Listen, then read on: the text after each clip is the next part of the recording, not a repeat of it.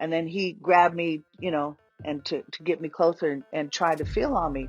I turned around and I slapped him like I hit those drums. Now, I just Good for you.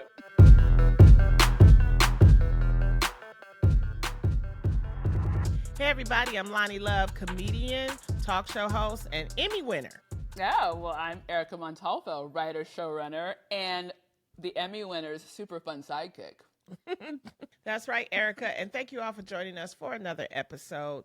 We have got a great one today. For our grown ass topic, we will be talking with my girl, Sheila E, Woo! about being a woman in a male dominated field. But before we dive in, we want to give a shout out to all of our listeners who have been sending us emails and recordings. We love hearing from you guys. If you want to share your thoughts on the show, tell us what's on your mind. Send us a voice note at gawtpod@gmail.com or record a voice message on our website, gawtpod.com. And if you're listening to this on your phone, follow us on Instagram. We make some great posts. Or if you're watching us on YouTube, make sure you subscribe. Please subscribe. And finally, guys, we have a special request for all of our grown-ass listeners. We're on a mission to reach 1,000 YouTube subscribers, and we're like almost there, guys. So help us out by subscribing to our channel and sharing our video with your friends. And now that we've done all of that, let's catch up with Erica. Erica, what's on your mind? Well, first of all, I was very happy to have spent my birthday with you. We had the best time. That was very sweet of you. Thank you for coming. It was sweet of you. We had so much fun. Let me tell y'all, Lonnie Love don't play. She is funny as hell. You think she's funny on this show? In live in the real world, this bitch is hilarious. So we had so much fun, and she, made me feel special. I walked into her saying, "Oh, speaking of skinny bitches, here comes Erica." I was like, "Okay, here we go. We're off to the races." But you proceeded to send me some cheesecake, so thank you for that. And we just had so much fun. You were just so lovely. You met all my friends, and it was a blast. Corona, babe. Oh! Let's not skirt over that issue. Everybody, I met Corona, babe, and really nice man. Very, very nice. He's a musician, right? An actor and a musician, yeah. Oh, an actor and a musician. Yes, okay, he's hello. very creative. That's my type. It's funny because in case you guys haven't listened or heard in the past, Corona Bay is my on and off again boo for since before Corona, which is why he's Corona Bay. We kind of got locked down together. And I had a lot of backlash early on because I mentioned him and called him Corona Bay. And he hates being called Corona Bay because I think he feels like it, reduces him to being a little side piece or whatever. But couple weeks ago, Lonnie and I gave him a real name, but even that turned into a whole thing. He's like, "Well, I don't need to be telling my name to everybody." And I was like, "Well, listen, either you want to be Corona Bay or you want your name out. What do you want? And stop listening to my show. It's not for you." I've spent my last 3 birthdays with him. We are basically a couple, but I think when you don't define it, it's then everything becomes a thing. Do you know what I'm saying? So when I called him Corona Bay, that becomes a thing. Then he called me a cougar. That became a big thing, remember? And so everything becomes a thing, and we need to basically shit or get off the pot is what it is. But neither one of us are willing to do that. So y'all two not gonna worry me. I'll just keep asking every week about you two. What else is going on with you? Well, listen, yes, I'm happy to move on from that. I will tell you, I had a little conversation with Claire Huxtable, my mother, who is an avid listener to the show, and she's become very much a fan because she thinks we're getting better and better every week. So she loved last week's episode with Kate.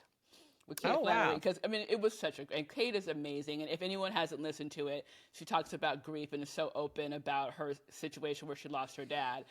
But, of course, Claire can't get out of a conversation with only positive. She's got to, she's like... We need the critical. Thank you. So thank you, Claire. She said, the one negative I will say, and of course it's about me, it's never about you. She said, maybe it's the laugh. You laugh a lot. I was like, well, I'm like, first of all, yeah, because Lonnie makes me laugh, legit, she makes me laugh.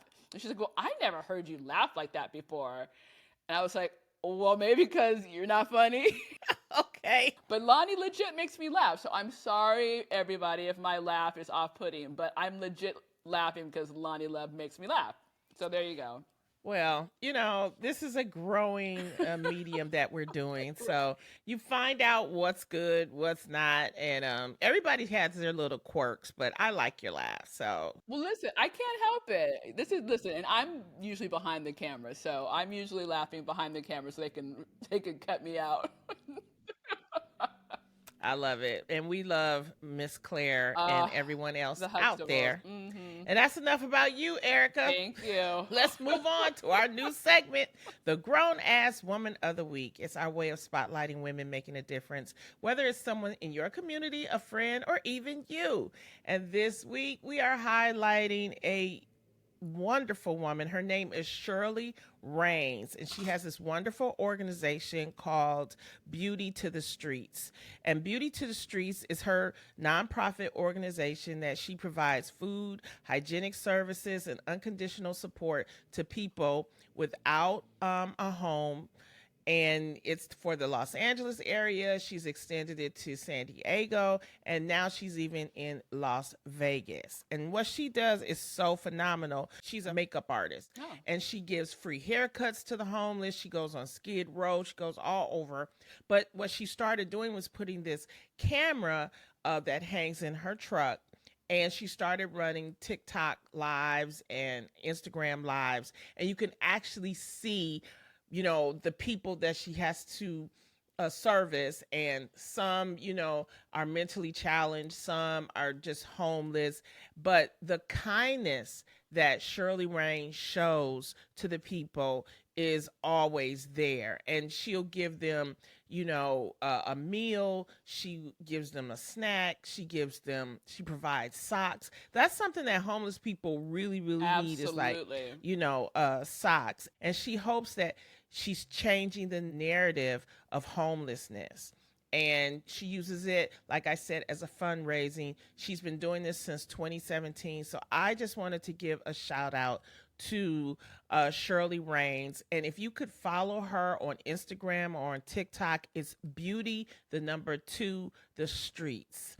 And she's just a phenomenal woman. She keeps doing it. And, we need to highlight more people like Miss Shirley. So I think it's just phenomenal. I love that. And again, not everyone has to be famous to be a hero. And I think, we so much talk about in our industry right now that it's a difficult time after the strike and people aren't working. But look at Shirley, like she's in our industry and is taking whatever extra time she has to help people. And I think that's amazing. We could take a lesson from her. She basically does this every day. I love that. It's literally like every day that she's been taking time out. And it's wonderful people like her that lets us know that there are just some cool people out there. Absolutely. So that is our Grown Ass Woman of the Week, Great Sheila pick. E, from Beauty to the Street. Great With pick. that said, we've got another great episode. Like I promised everyone today, we're going to get into all sorts of stuff. We'll be talking about the fire inside and the drama outside. Oh, you'll see what I'm talking about. Right. Also, we have a Supreme Broadway debut. And we have the problem with baby boomer grandparents. There's an interesting problem that I think, you all want to hear about. And in today's grown ass topic, we're going to be joined by our friend, Miss Sheila E, as we talk about being a woman in a male dominated field. We'll get into all of that and more. This is Grown Ass Women Talking. Are you a grown ass woman with something to say? What are you unapologetic about? What's got you fired up? Are you thrilled the kids are back in school? Or are you mad at your friends for asking you out after 9 p.m.? Did you get stood up on your third Tinder date this week? Whatever it is, let it all out. Visit our website at gawtpod.com and leave us a voice message. That's gawtpod.com, or drop us a voice note at gawtpod@gmail.com. We might just play your message on our next episode.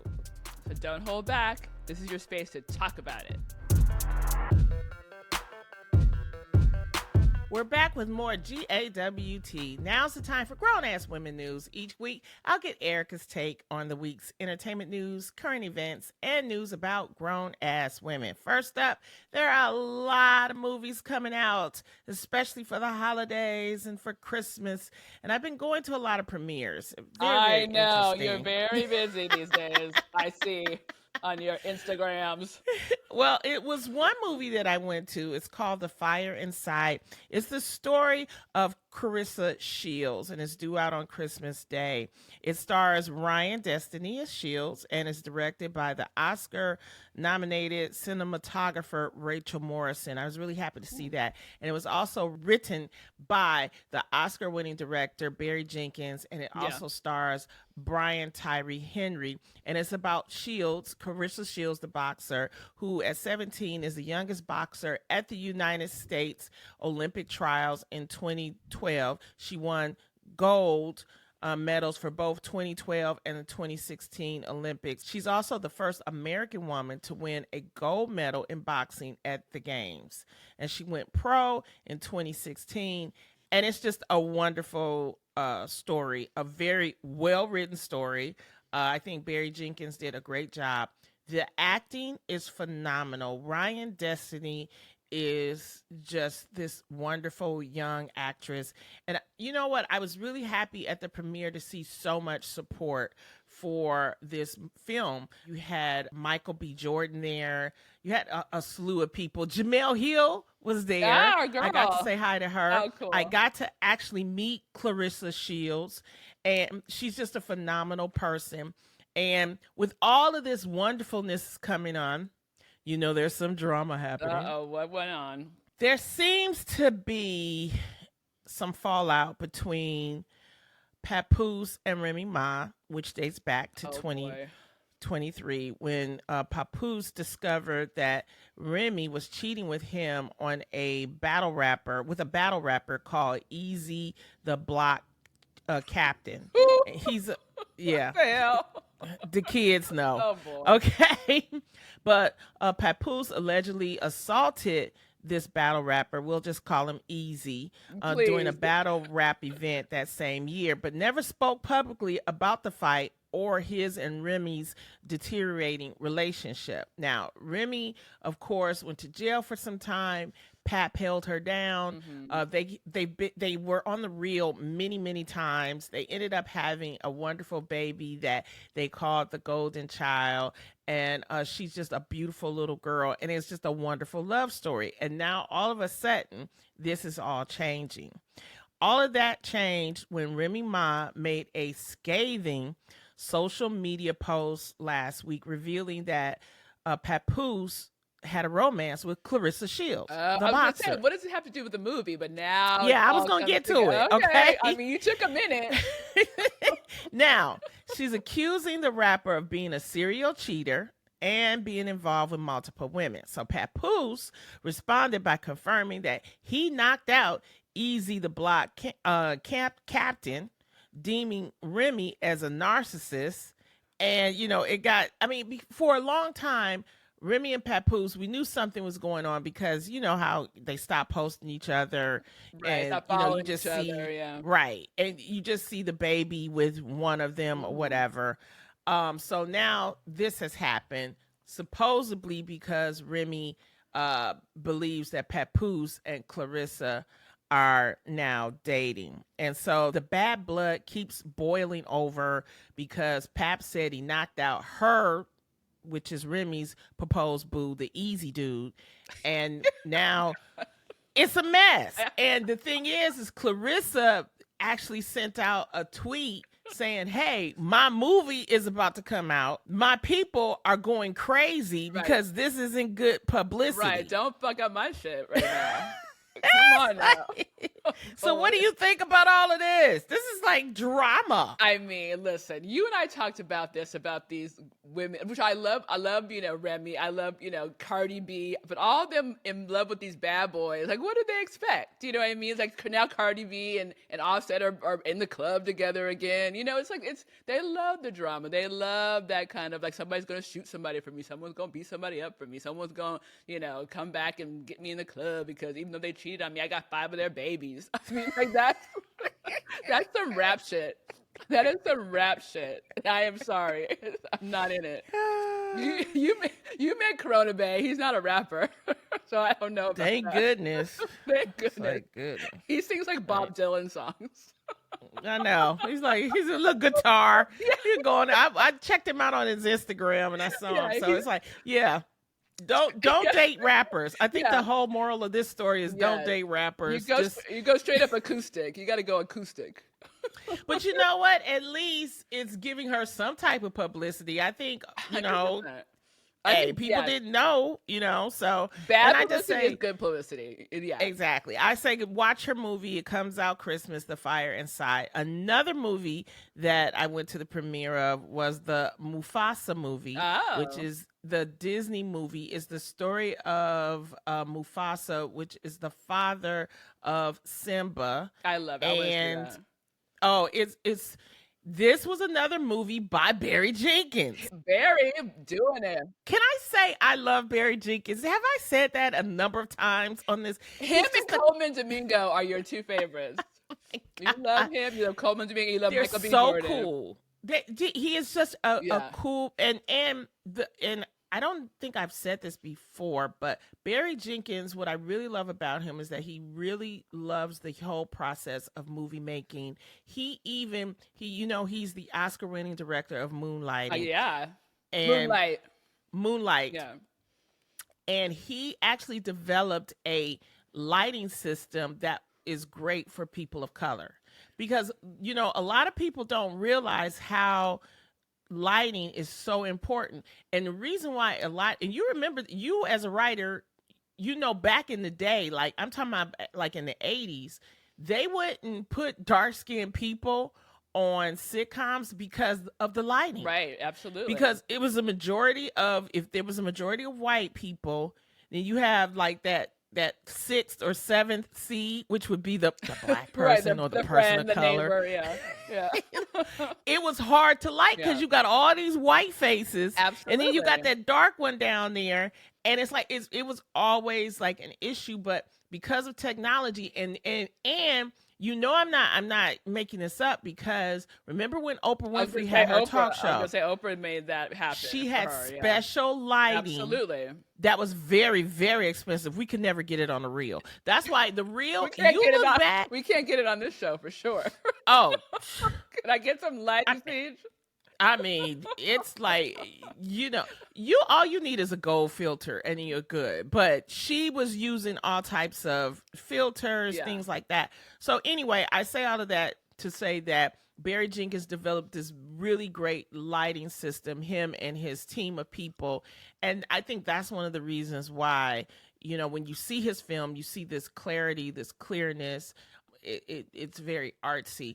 I first came into contact with him. I spoke at the Savannah Film Festival when Moonlight was. I'm very established. But I saw the movie, and it was so beautiful. Like the way that they shot that movie, to your point, was so gorgeous. And I remember, this was his first movie, so no one knew who he was. I was in a screening of it, and I remember I was sitting next to this one woman who's on the panel with me, and she's like, when it finished, she didn't know what to say. She's kind of like, well, I don't know if I like this movie or if I don't like this movie. She was white, but not to say that that's it. But I was like, what are you talking about? This is the most beautiful movie I've ever seen. And again, I know it was a different kind of vibe, but it was so beautiful, like visually. Mm-hmm. And even because the book, I love the play that it came from in the title of the play, or I think that it was a play, was in the Moonlight color Men Look Blue. I think that was Yeah. yeah. And so I just thought that was such a beautiful title. And that's exactly how it was shot. Like those moonlight scenes when they're in the water and the beautiful boys look blue, and so it was so poetic to me. So I'm a huge fan of his. And I'm so happy to see him, just continuing to make magic. He will. And this is another movie, this Mufasa movie, which is a Disney movie. And it stars Aaron Pierce, is voiced by him. And it's the debut for Blue Ivy. I know. She plays Kiara. And it was just a wonderful Disney movie. It's just another part of The Lion King, and it answers a lot of questions about Scar and all that kind of stuff. But of course, there's always going to be drama. More drama behind the scenes. Before this premiere, there was an accusation by a young woman concerning Jay-Z, who is the father of Blue Ivy. And this accuser went through this attorney named Busby, and they filed some type of civil suit, and they're trying to say that Jay-Z was one of the people that raped her, along with P. Diddy, and there was a celebrity female with them. This caused a mess. Jay-Z responded the night before with a letter from his attorney, and basically he's fighting these charges. He's saying that it has never been done. He says that he was just upset because these claims are preposterous. And what I like about what is happening is that Jay-Z never blamed the accuser. There was an interview that the accuser did, we call her Jane Doe, with NBC. During that interview, there are a lot of inconsistencies in her story. She even admitted that, yeah, I have inconsistencies. But the thing is that what Jay-Z and his lawyer is saying is that Busby is they're accusing Busby of trying to just shake down celebrities. And supposedly there have been letters sent to other celebrities, trying to, I guess, have a meeting, or they're either trying to get money and things like that. Jay-Z is the one who is actually saying, I'm going to fight, that. And with all that said, we always want to believe women, and we want to wait until the courts decide. What I like is that he's saying, we're going to go to court. I'm going to show you that you're wrong. And, we're going to clear this all up. Yeah, listen, I think both things can be true, right? I mean, like if we're saying he's being accused by this woman, we don't know that she's not right. I mean, he could be 100% guilty. We just don't know that, and you're right, he deserves his day in court. But I think this is one of the things that is very difficult for women who have been sexually abused, because you're going up against someone with that kind of power. You don't think you're going to be heard, and you do need an advocate. And again, I agree. This guy is not the lawyer is not coming off in the best light, because he looks like an ambulance chaser, right? Mm-hmm. But this Jay-Z being a part of this, if defendant number two, it's been a conversation that everyone's been having. Everyone's heard that there's like a male celebrity and female celebrity who were there with Diddy in that whole thing that he was charged with. And so everyone assumed it was Jay-Z. So it's, sometimes where there's smoke, there's fire. But I would not accuse him. I wasn't there. I'm not saying he's guilty. And you're right. Once someone accuses you of rape or murder or whatever, it's like you can't unring that bell. And so that's going to be something that's going to follow him. So he's going to have to aggressively defend himself, which he's doing.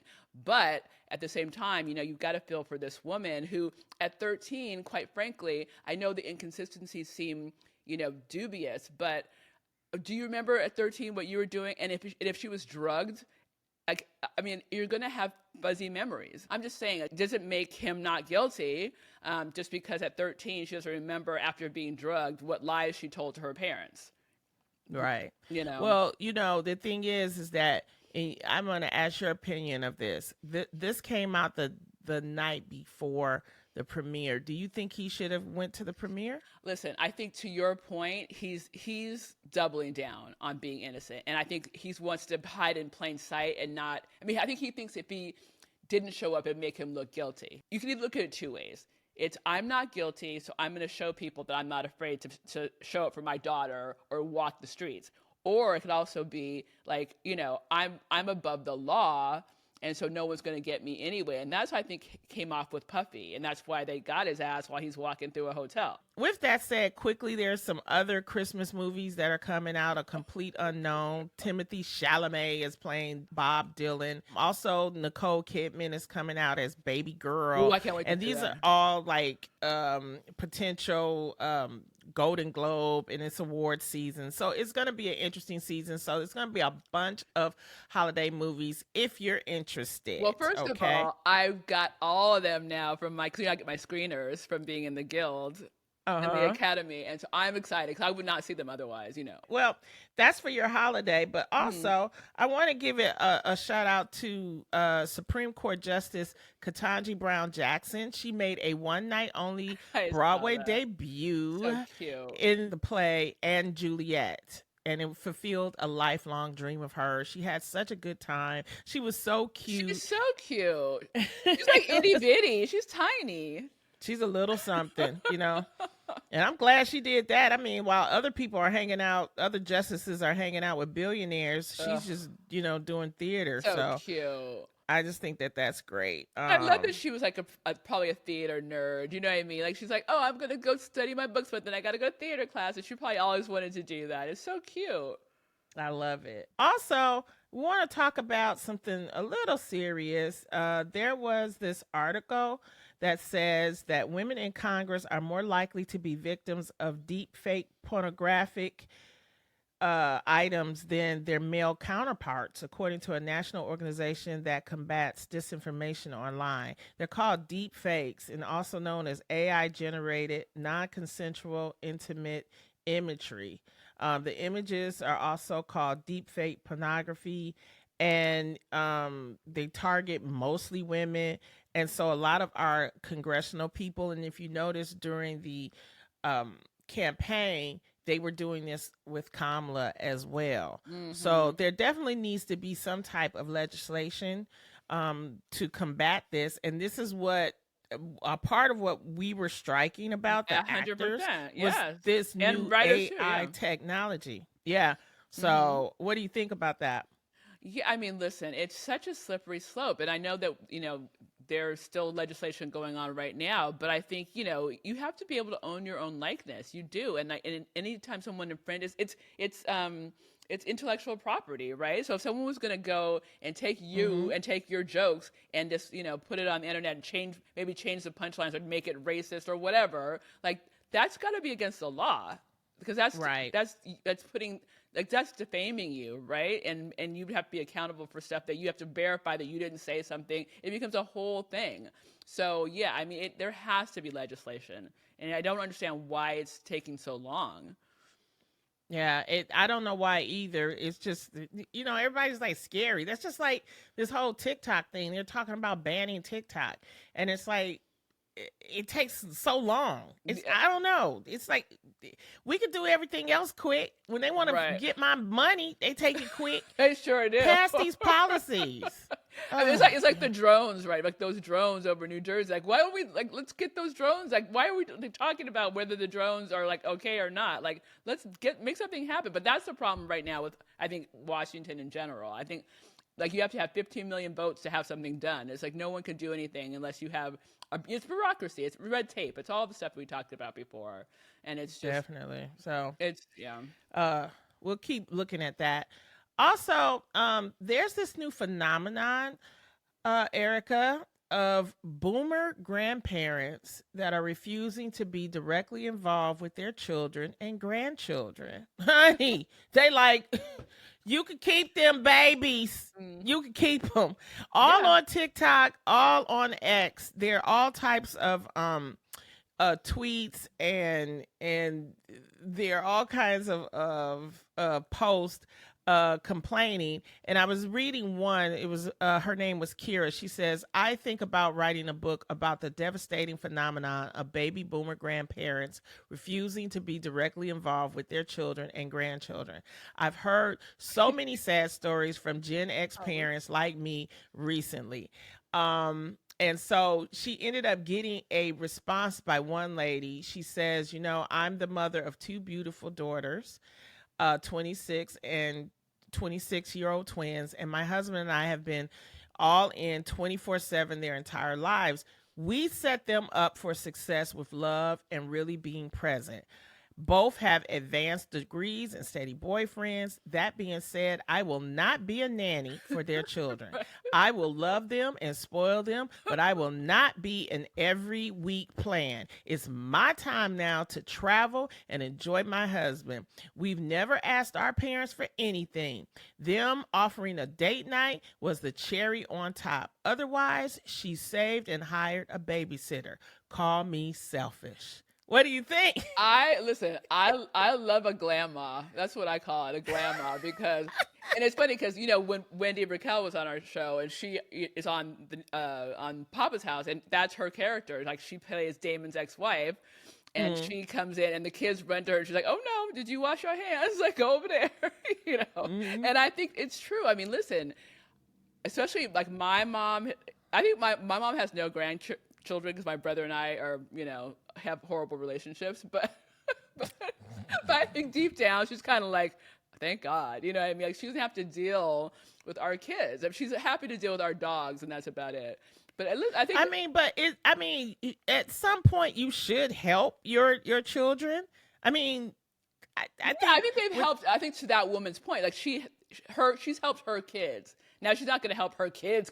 Like, how many kids does she have to be responsible for, right? I mean, I put you through college. I'm just saying, I'm just taking the devil's advocate of it all. Like, I get it if you like put your kids through college. They probably lived in your house for like till they're in their 20s. You paid for their weddings. I mean, all the stuff that you've done. And finally, like, when is it about me? Like, I get that. It's like, now, like, you're good. It's your turn to take care of your kids. I'll be in Tahiti. Like, but you're supposed to help the babies. Who gonna help with all this? Well, it's so funny because I have there's a whole nother layer of Erica, but I have an ex who had a daughter, so I was kind of like a stepmom for a while. So she's coming because the ex is gone, but she and I still have a relationship. She's 9, and she's very close to my parents too. So she's coming to stay with me over the holidays, and I'm like, Mom, her name. I'm not gonna put her name out here, but she's coming, and my mom's, well, have fun. Like, you don't want to hang out? She's like, nope. She's like, that's on you. Have fun. Like, I'll see you when she's gone. But it's that kind of like, I don't know. I think it's kind of like, it's your turn to be a mom. I've done that. And I'll come say hi, but I'm not going to entertain. I'm not going to cook. I'm not going to, I don't want to do all things I had to do for you. And it's a thing for sure. Well, you know what? See, I don't understand. I thought that it was okay to help your kids. And I get, you don't maybe want to babysit them every day, or help them or whatever. I just think it's just like, I don't know. I think they're tired. Like, my mom is tired. I think she's just like, all she could do is just criticize me. So that's a full-time job for her. After that, she's got no more energy left. Wow. Okay. Well, all you grandmas, they not your regular grandmas anymore. Grandmas. They're grandmas. These are not even grandmas. These are just, I mean, you got the cost of living going up. You got all this, you got to help with these babies. Well, okay? You're a better person than most people. You're very altruistic. Most people. But that's why I didn't have children. See, exactly. See, this is, for a number of reasons, is the reason why I didn't want to have children, but this is one of them, because they expect you to help. And I'm like, ooh. Yeah, they want to stay alive. You gotta feed them and make sure they stay alive. Okay, well, moving on. Blast from the past is the bubble skirt has made a comeback. What? And there's a lot of opinions about the bubble skirt. I remember the bubble skirt. You remember the bubble skirt? Are you partaking? Are you gonna dust off yours from the 1980s? I was probably in my parents' garage. Speaking of like my parents keeping my shit. I Are love you a going? bubble skirt. Well, the problem is, I think some people feel like some are too short. Like they're really like they're not a bubble. Well, here. Can I tell you what the real problem with the bubble skirt coming back now? Like back in the '80s, and me, if you could see my lower torso, like I don't have an ass. Like people who have if you have too much ass, you can't wear a bubble skirt. Now Exactly. everybody has a big ass now. So like the bubble skirt does not work in 2024 with these big asses. Oh, those kids are wearing them though. They don't even look like a skirt. I don't know what it look like. It Underwear looks like that's a kind of diaper. puffy. Like a diaper. Yeah, Like it look like a a diaper. full diaper. I can't wear no bubble skirt. I got enough I bubble. think you look cute in a bubble skirt. No, I am not 13. First of all, can I just tell you about how cute you were at your show? You're so cute, and you're so into Christmas. And she had her little reindeer ears. I mean, Lonnie Love is feeling Christmas. She has the spirit. No, I just wanted to give people a reason to have some type of Christmas spirit, holiday It's so spirit. sweet. And so I've always wanted to do that. We would do it all the time on the reel. When it was the holidays, we decorate the set, we dress up, for until leading up until that day. And so now that I'm not on the show, I said, well, I can do my live shows that way. And I think people really appreciate it. And it's just, you never know who's going through something. Yeah. You know what I mean? We're entertainers. We're supposed to help people escape. We're supposed to lift their spirits. And so, especially around the holiday time, it can get real iffy. So, See, everyone, Lonnie has a heart. She's like the big marshmallow. anyway, without a bubble skirt on. That's what I'm getting you for Christmas, a bubble skirt. Oh, do not do that. We're going to take a break, everybody. And when we come back, we're going to talk to Sheila E about being in a male-dominated field. I bet she has a bubble skirt. This is grown-ass woman talking. I'm Sheila E, and this is Grown Ass Women Talking.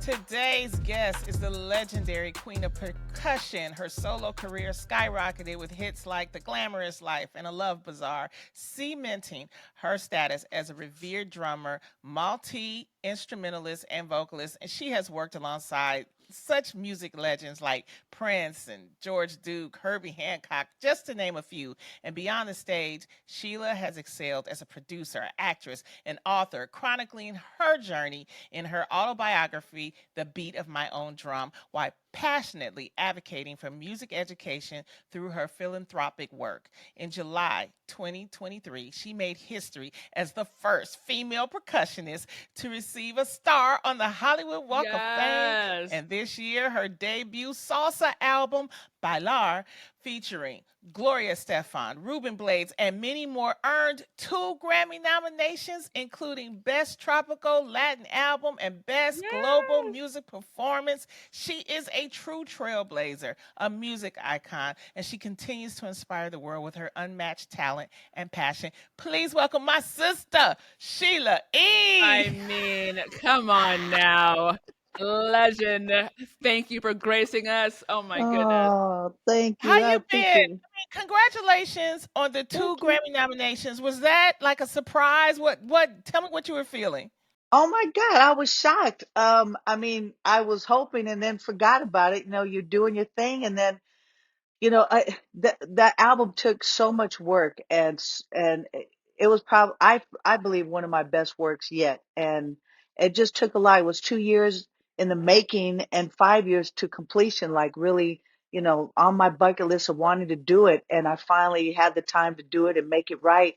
And it just unbelievable, the people that said yes, that said yes, that are on this record, that just gave 150%. And the record would not be what it is without everyone and their contribution. So that night when they said, oh, that we're going to announce the Grammys that Friday, I think, or something, I thought, well, I'll set my clock and I'll get up early and I'll listen to it on television. And I thought, no, I've never done that. I'm not going to do it. And I haven't been nominated since like the 80s. This is like only my second time. So it's crazy. So I went to bed, and then I was up in the middle of the night just thinking and tossing and turning. I was like, I got to go to sleep. And then I finally woke up. It was 9:30. I turned on my phone and I was like, oh no, somebody died because I had so many messages. My phone's ding, ding, ding, ding. So I'm like, oh, we lost another person. So I had no idea what was going on. First thing I think of is Miles and Pops. So I'm going, Oh are my they God. okay? Yeah. So I look, and then I see one person says, congratulations. I still didn't get it. And then I started reading. I'm like, oh my God. I had no idea. I'm so happy. I'm See, so this is a, grateful. a reward for being a grown ass woman. You took you a minute to get here, but here you are, right? With the best album that you could have ever made, But you right? know what? You know what, Erica? She's always been there. That's She's true. That's always true. been in her music. And what I love about this album is that you had some innovative music elements. Can you talk about that? Yeah, so as you know, Pop's Latin jazz artist. So I grew up as a Latin jazz artist, and then when I became Sheila E, I signed as an R&B artist and then crossed over to pop. Salsa music is completely different than Latin jazz music. And what I wanted to do was pay homage to three people or artists that uh, really like influenced me in listening to music when I was younger, especially because Pops brought this music into the house, and it was Celia Cruz. It was the Fania All Stars was a mixture of all the best, amazing Latin artists in the world together. Like that was the Fania All Stars. They played everything, and then of course my godfather Tito Puente. So to do those three songs, like I needed to do something different, and the element that I brought to the original was me being me from the Bay Area and bringing that a little bit of funk in there. And they're like, I told my guy who Tony Sukar, who produced this with me, and I said I want to do Bemba Colorado, and he goes, really? Okay. I said, but I want to do it like this, and I want to play like a fast conga rumba rhythm in the front, reminding people that I still play. And then during the middle of the song, in the halftime, how Celia used to do that, I want to play drums, some funk behind it, and take a drum solo. He's like, "Whoa, that would be wicked." I'm like, "Yeah." So just adding those different elements, like 61% of the record is in Spanish, and then the rest is me singing mostly English because I don't sing in Spanish very well. But I did my best, and then adding even some rap to it. So it's its own little thing. Like it's a nice song. Like if you want to clean up, listen to it. Just put it on and let it roll. That's how I listened to the whole album. So Yes. it was just Yeah. great. And I think this is a perfect topic for you to be a part of because we're going to get straight into it. Today's grown ass topic: the music industry, much like Hollywood, has long been considered a boys' club. For women, it often takes more than just talent. It takes resilience, determination, and the ability to carve out a unique space to truly stand out. But music also holds immense power, the power to inspire, heal, and connect. And that power becomes even more impactful with a feminine touch. And this week, we are thrilled to talk to Sheila about navigating a male dominated industry and the transformative power of music. So, all three of us here are in male dominated industries, but Sheila, let's we're asking you to share your journey of breaking the barriers, especially in music, and how you thrive and shine. Well, I mean, I think it comes from moms and pops because me growing up in the household of music, pops practice to vinyl every single day, and then there were jam sessions with just percussion and maybe singers, and then once in a while there was an entire band in the living room. So I got to be around like musicians in at 5 years old, like people coming over and hanging out. So being around music like that, um, I didn't. Pops and moms never said to me ever that because I was a young girl, it's like you can't, don't touch those drums. You're not supposed to. I've never heard them say that ever. And only until later on, when then I became a professional musician at 15, I was going out playing with other people and meeting people, and everyone was looking at me crazy, like, this, and telling me, well, what are you doing here? Like this one guy was going into the studio, and I walked in for the session, and he's the drummer, and he turned around, and he goes, "Oh, excuse me, can you give me a cup of coffee?" And I said, uh, Well, I'm not the receptionist or whatever. I mean, I'll get you some coffee, but I'm the percussion player. He goes, wait, what? And he's, and the story then becomes, well, you're probably just here because you know so and so, and yeah, okay, well, we'll see what happens. That kind of thing. So I didn't know that girls weren't supposed to play because I wasn't brought up in that environment of no, it was like, of course, everyone plays. Let's all play. My mom plays a little bit.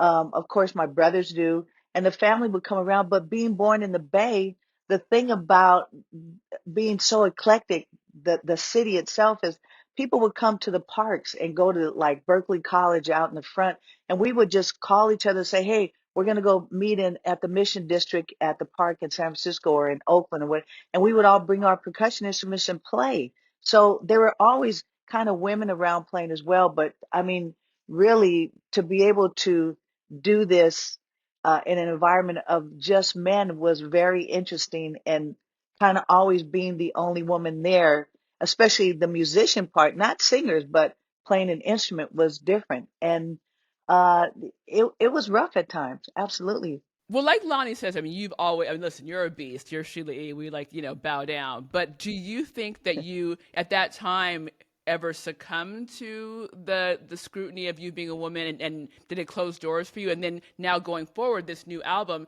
are you empowered by being a grown ass woman to do the exact kind of music you want to do? Like, were you put in a lane back then, and now you're able to do exactly what you want to do? Um, it's really crazy, but I've always been in my own lane. Mm. Just got to say that's just what it's been.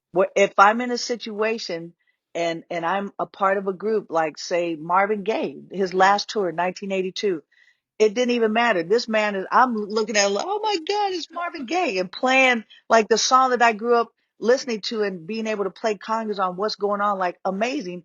And then he says during rehearsal, well, Sheila, when we go on stage, I want you to just take over the stage. And I just need to go change clothes. You got it. Like there's Wow. 23 people in the band. He asked me, grown ass woman, me, just Wow, let that's go over. amazing. That's Yeah, and I'm amazing. like, oh, so I always got pushed into being the leader or that kind of lane, like always being pushed to do. Well, Sheila, you start it, or Sheila, you do it, or Sheila knows, Sheila will do it. I'm like, even if I didn't, I would say, of course, let's do this. I don't know. What do you think that came from? From moms. Moms? From Yeah. moms, yeah. My mom is that's moms all the way. If she doesn't, you ask her, Juanita, can you do this? Moms, can you do this? No, but I'm going to do it and I'll beat you. Like she has to Mm. beat everybody at everything all the time, and very competitive, which is where I got that from. So it's always like, if mom's always said, you can do whatever you want to do. And watching her, the example is her and her sisters. They had a lot of brothers, and they're all in sports. They were all athletes. And my mom and her sisters said, we're starting an all girls team playing baseball. So they started their own team. They did that stuff because they wanted to do what the boys were doing. So that tomboy part of me is from moms, just like, I'm going to do it. I don't care. I'll beat all of you guys. Yeah, so That's you're moms. already comfortable in the boys' world, right? So you kind of didn't feel, Absolutely. yeah. So you can move through that world now with ease because you had to compete with your brothers and compete with the boys back in the day. I And mean, that was the thing. It wasn't like I wanted to compete. It's mm, just I just stood in my own lane, and then they brought how, do you know how to play this? Well, let's do battle of the bands, and let's battle drums. I'm like, but why? I don't. Why do we have to battle? Like, I mean, we could do it, but you're gonna get your feelings hurt. Like, right. what? I'm gonna beat Why? you. Why you want? Why are you gonna come to me like that? But Sheila, I think that because you had the talent, Hmm. and I find that really helps when you're dealing with a male dominated industry. You, first of all, you should know whatever that industry is. So you had the talent, you had the instrumentation, you were a musician, but there had to be times when somebody would come and maybe try to test you, and you got to, bring it to them. What advice do you give to women that maybe get into a situation where they are tested? Yeah, and that the very first time when things like that were happening, the men would say very nasty things to me, like in Mm. the room, and you just go, "Well, I just came to play. Like, why are you treating me like this?" Well, Pops always told me, to walk into the situation and make sure that if there's music that you have to learn, just be prepared. The preparation and the Yeah. work that you put in before you walk into a room is going to make you walk in with confidence. And then I'm Mm-hmm. going to have a good time because I know what I need to do. So I'm walking in like, hey, everybody. And then you got the other guys going, I didn't listen to it. I was out all night drinking. I'm hungover. What? It was always something. And I would walk in prepared and ready to go, always on time, and making sure that I knew that I was comfortable in the situation. Um, I think when that's a hard part about it. It's like you don't want to be that girl.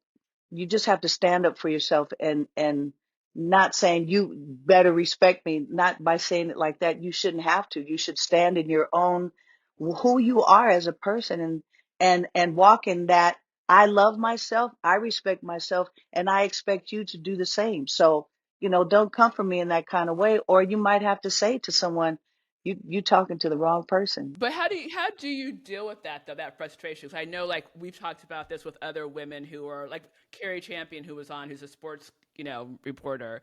And we talk about we're playing chess and the guys are playing checkers. We're held to a higher standard oftentimes because you said like these guys can come in after partying all night and coast through, but you've got to be on your game. Like how do you handle the frustration of that? Because sometimes they will get picked over you because they are cronies with someone or whatever. I mean, how do you reconcile that? Well, I mean, there's politics and everything. So, you Exactly. got your clicks with everybody, and you just gotta, after a while, I realized that even though I had the talent and I was confident in my talent, I would have to go and show up at different events and things and remind people because, hey, you haven't seen me, but I'm still here or I'm new at this. And, eye contact, talking to people, here's my contact information. Hey, you going out on a tour, you need a percussion player, whatever. It's just communication with people. And it's hard to do that in these times now because Hmm. people don't like to go out and talk. Everyone's on their phone. And it's like my experience and how I maintained through all that was the experience and being able to be hands on. Pops taking me to the events, moms and pops taking me. I'm hanging out at the clubs watching people play. I'm going to try to sit in with every single person. If there was a show every night, I was somewhere trying to get in to go and get on that stage. And even if Wow. they told me no, I would go to the other side of the stage until somebody said yes. And at the end of the night, believe you me, I was on that stage because I knew that I had the talent, but people just needed to know me. That's Hmm. all. Yeah. They just Yeah. needed to know. They didn't know. And I want to ask about the fact that you were engaged to Prince and That some went okay. no, because I'm gonna bring it back around. It's about the fact that sometimes when we deal in male dominated industries, we do fall in love. We do date. How do you handle that without it being an issue with you still remaining who you are? That is a big one. That is so that is so hard because it's like working with your spouse and you're working together, you're with each other 24/7, which we were constantly. And it's a beautiful thing at the time and you're doing things and then, something gets sideways and you just go, "Do I still want to do this?" And then you're not seeing eye to eye and then he's going to a different direction and I'm like, I don't want to be in that direction. I want to do something else. And and it's hard to maintain. It really is challenging. Always at the beginning it's like, the honeymoon stage and everything's good and we're woo, can't nobody tell us nothing. Right, right. You And can take and on the we're in our world. we're in our own Hmm. world, Yeah. we're creating our own stuff and it's just amazing. And then, when it's not, it's not. And then it's hard to walk away because at one time, I think it was during the either beginning of no so the beginning of Love Sexy maybe or something. I knew then that I was getting ready to leave. I was like Mm. probably maybe at the end of this, I don't know. So I just had to wait and see, and then more so it's just like, yeah, no, it's time to leave and I need to do my own thing for a little bit, and just get away. But how do you just like you're with someone and you try to get away, you got to cut it all off, and I that's when I felt like, oh my God, even if we weren't married, that was a marriage that it was like getting a divorce. It was Of course. so hard. It was so hard emotionally because then you're still listening to that music. You were part of writing that Hmm. music. You're hearing it. It's all over the place. And every time you're reminded of what was, But you wouldn't change it though. not for a minute. But how do you navigate that? I mean, because it's, I mean, it's one thing to have a breakup in like a normal life, right? But you're melding career with this, you know, wonderful collaboration. So were you afraid that going forward after this breakup would impact your career? Because I know for me, that's one reason I don't date other writers. Like I don't want to be connected to someone who, number one, they can point a finger at me and say, "Oh, well, she got this job because she's with this person." Like that's always something that I've tried in the back of my head. And I think Loni, that might be something with you. Like you don't do date comedians. I mean, that's something you have to navigate as a woman in our world. That you don't want to be diminished because you're dating someone, and that's such an I don't easy think you thing. should. I don't know. I think that you should not, when it comes to love, hold off on it. Well, you're If it just romantic. happens to if it happens, it happens. I don't think Right. you should stop it.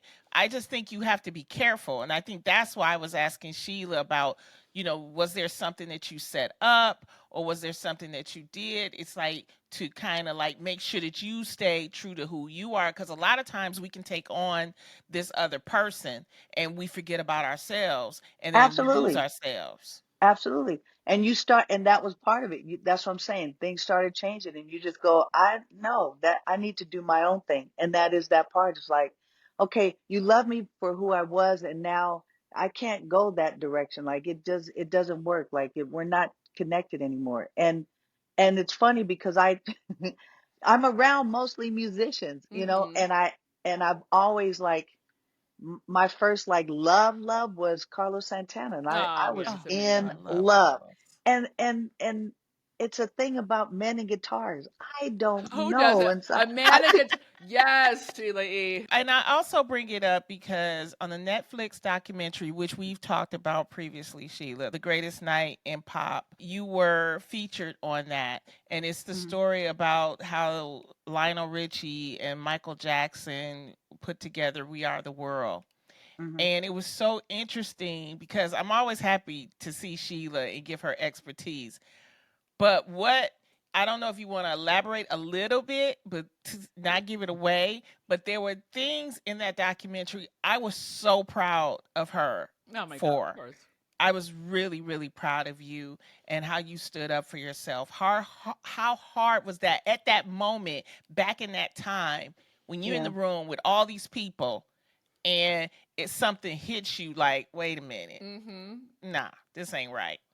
right. It was like someone threw a brick at my head and went, wait a minute, I didn't expect that. I didn't go into that knowing or, thinking about, well, maybe I'm here. It wasn't even that. I was part of the family, Quincy, Lionel, everybody. So I walked in, that's what it was. And then it just kept going on. And then they'd say, well, hey, just see if Prince has come, and I'd call him.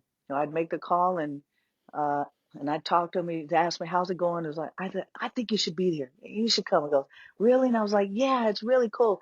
I mean, you and maybe one other person is not here. I think it was Madonna that I could think of. Um, and he goes, okay, I'll call you, call me back. Then I would call him back again, and he said, well, ask him, I play guitar. So I had Quincy, Prince wants to know, can he play guitar? And that went on for a few phone calls, and then now you're in the midst of creating this moment and why you're really there. And then it got later and later, and I had been up for days. I was already deprived of 2 or 3 days of no sleep, and because we were out on tour. And then I started realizing, then I saw how Lionel kept saying, oh no, no, you're good, he just, how he does. And next thing you know, everyone's getting their names on the floor, and then my heart just Yeah, dropped. of And course. I went, no, they did not just do this. And I just went, wow, okay. Well, I'm gonna leave now. I had to just go, and I had to just move on with the whole thing. Well, it's Just soul crushing, and that's why I asked you, like, how do you navigate that breakup? How do you navigate dating someone in that world? yeah, no, it's interesting. I mean, there's different dynamics in how you know. you choose to respond to those kinds of things that are said, these kinds of accusations and just ignorance, and just so they can say something. I mean, I'm not going to say there was this one drummer who was very famous at the time, and I was out with a very famous person, and we were all in the band together, and we were in New Orleans, and I we had to get in the car. It was not a lot of room, so I halfway sat on half of his lap, but not really, just trying to be respectful, me trying to be respectful. And then he grabbed me, and to get me closer and tried to feel on me. I turned around and I slapped him like I hit those drums. Now, just Good for that, you. I turned around and Like he was a slapped him in bongo. his, I slapped him so hard. Oh my God. Because, like, how dare you? Like, that's not even, Yes. you know, because I'm the only woman in the band and everyone's taking bets who's gonna sleep with Sheila first. But Mm-hmm. that's what it is. So I turned around, I slapped him, and he was never the same. I mean, but he was good. Like, he Yeah, it respected was. me. Yeah. Mm-hmm. That was Okay. it. Like, don't mess with Sheila. Yeah. Yeah, I But love I it. mean, it's why, you know, some of that, not in the early days, but when I became Sheila E, I was the one that thought about, here's how I want to look, and let me do this, and I'm just going to be half naked because can't nobody tell me nothing. Now, I talked about how us in trying to get respect, I'm talented, but I chose to go out on stage for the whole Purple Rain tour naked, just butt naked, butt naked. So it's But why like, how shouldn't are you? you? That doesn't mean you're Yeah, less well, talented. no, but here's the thing is that it was it was an interesting dynamic because I thought, well, now I want the men to really see I'm on stage. I'm still a beautiful woman playing their so-called male instrument, and I'm Sheila E, and I've got a record out, and and I'm just gonna be me, and I'm gonna let you just look all over on this, and you can't touch it if you want to, blah blah blah blah blah, whatever, right? Just thinking, just young, Mm-hmm.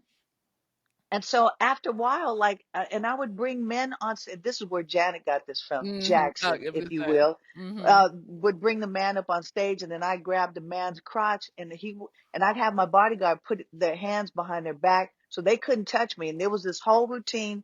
And Prince looked at me like, "You are crazy." Like, I didn't think he liked that part, but Well, yeah, he I was was just short. doing crazy. Yeah, I was just doing crazy things. It's like I felt like all of the things that they think they can do to me, I'm going to do to you first. And it was a Mm-hmm. lashback kind of thing, and just that thing. And then later on, I started feeling naked. And not only that, um, on the reviews, when you get back in the day in the paper, the next day you want to see what did they think about the show in whatever city you played. And I would read the reviews and stuff, and it was amazing. But at the same time, then it became, what is Sheila E not gonna wear tonight? It wasn't about her Mm-hmm. solo, the musicianship, the blah blah. No, it was, what is Sheila not gonna wear? Mm-hmm. And then I went, oh no, that's not what I'm trying to do. Okay, but I understand and I get it. And then I watched younger girls trying to dress like me at the time, and they're young, and Sure. I was, yeah. So it's a balancing act. So It's a fallacy. Well, before we let you go, I have one more question.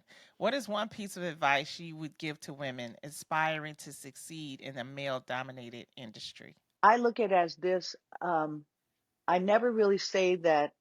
I try not to, that we're in a male dominated industry, or because in every workspace that's how it is. It's Sure. mostly men. We just pave our way as we pave our way, and we become who we are, and we make a difference by just being ourselves and being who we are and standing in our greatness, loving ourselves first so that you can love other people, not be offended by what they say in a way, but just doing works that are great, and at the best of your ability to be able to just um be who you are. I know that rocks get thrown at us sometimes, but you just brush it off. You stand up and God has created you to be the special person that you are. And you just be that in all its glory. Because if you put yourself in a little box, whatever size box it is, you're not going to allow yourself to grow, and you won't allow God to make your life bigger than you've ever dreamed of, because you're stuck in a box. Be who you are and be free, and just be that confident, beautiful, amazing woman. Oh my God. I would never put Sheila you in a E. box, Sheila E. We are so honored to have you today. Thank you for joining us. It is such a pleasure. And to our listeners, be sure to check out her Grammy-nominated album, Belar, available wherever you get your music. When we come back, we're going to do Takeaway with Lonnie. This is Grown Ass Women Talking.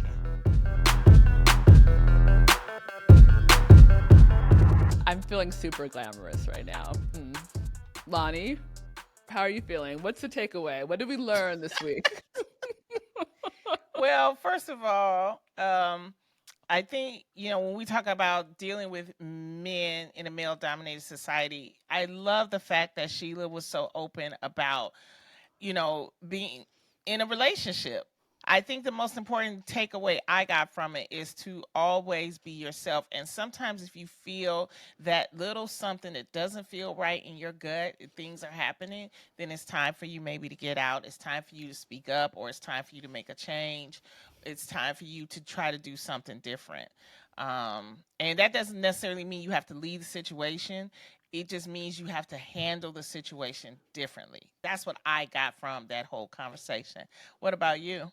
Listen, I am on the same page with you. I think that we as women are very intuitive, and we have to listen to our spidey senses. That they don't usually lead us on the wrong path. You know what I mean? Spidey senses are like when you get that little big boo boo boo, this is not the place you should be right now. Like, listen to yourself. And I wish we as women would do that more. But I'm so proud of Sheila. Like, what a freaking beast. And like, she was doing it before any of us, were doing it. So what a wonderful role model. And, she's still doing it. And I'm so proud of her. So, She just, amazing. she doesn't let anybody, even when Prince passed, she was, there were people that were doing tributes. And of course, because of her relationship with them, she wanted to do tributes. And, at times there were people saying, oh, we want the new people and all of this. And she just stayed in there and persisted, and she got what she needed. So I always learn so much. And she knows her worth.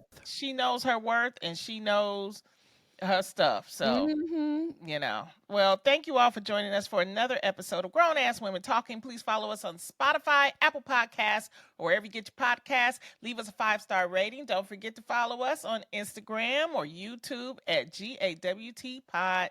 Come see me perform live stand-up. All my shows are listed on LonnieLove.com. That's LonnieLove.com. Thank you again to Sheila E for joining us. Sheila. Check out her Belar. That's her album, wherever you get your music. Love you all. Wait, what's my thing? Bye. Love to everyone. I forgot. Bye. Love to everyone. I know. Grown Ass Women Talking is a collaboration between True Love Productions, Dunnigan Lane Productions, and HARQ Media Productions. Our executive producers are Lonnie Love, Erica Montalfo, and Siege Pokinghorn. This episode was produced by Siege Pokinghorn and edited by Nicholas Crawford. Our music is by Cole Curtis. Special thanks to Elizabeth Munch,